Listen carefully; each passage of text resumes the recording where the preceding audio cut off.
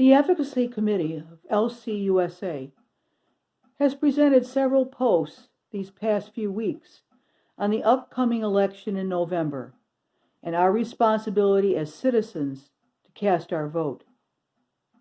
The first post was Civilize It, Dignity Beyond the Debate, and on examining our conscience as we consider all the issues this year.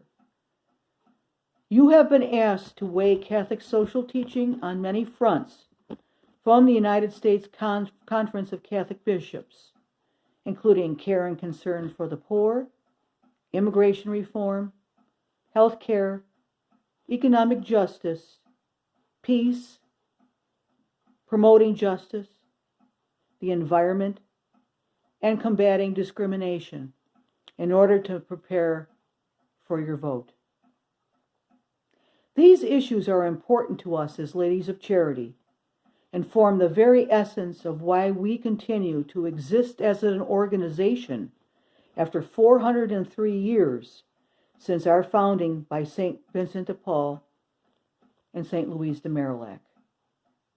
The guidance provided by USCCB helps us to separate the real issues from all the rhetoric we hear every day.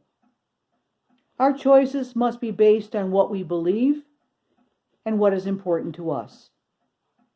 The U.S. Catholic Organization, or uscatholic.org, also provides information on voting and how we can make good decisions on the issues presented. We can use all of these tools to help us as we make our choices during this most important election season. Now I am going to turn to the actual mechanics of voting. Due to the coronavirus pandemic, many people, especially older Americans, are leery of going to the polls to vote in person. So some strategies need to be thought out so that your vote is cast and counted. Since this is a presidential year, your vote is even more important. What are some options we have for voting? The first option, of course, is to cast your ballot on Election Day, November 3rd. The best times to go to the polling place near you, if you can, are mid-morning and mid-afternoon. Polling places are less crowded at those times, and you will avoid those voters on their way to work, on their way home from work, and those trying to get to the polls at the last minute.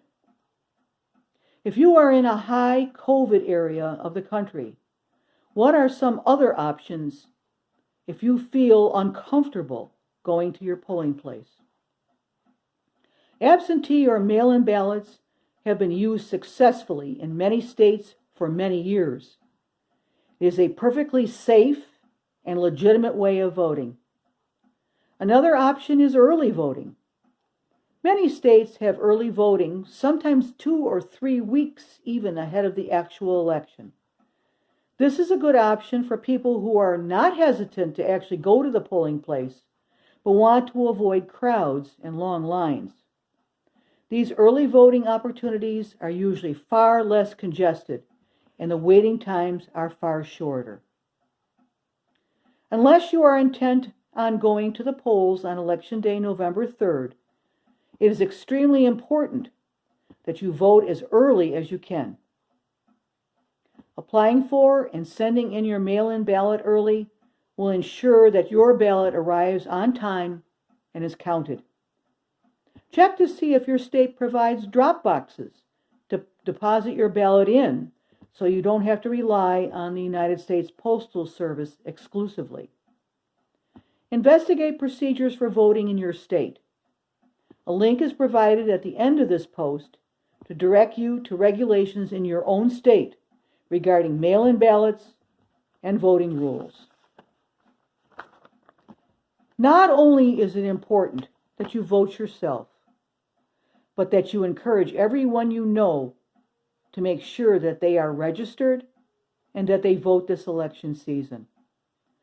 Talk to your friends, relatives, other ladies of charity, fellow parishioners at your parish, and others in your community, and mention how important it is to vote.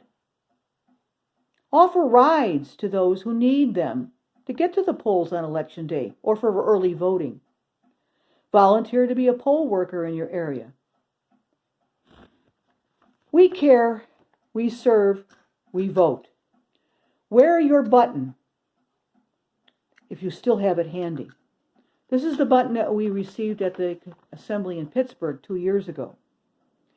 It helps remind others that we, as Ladies of Charity, are concerned about our future and that we are there to serve others no matter what the circumstances in our immediate geographic area. As Ladies of Charity, we consider voting a very important duty and privilege as an American citizen. Thank you for your attention and your advocacy.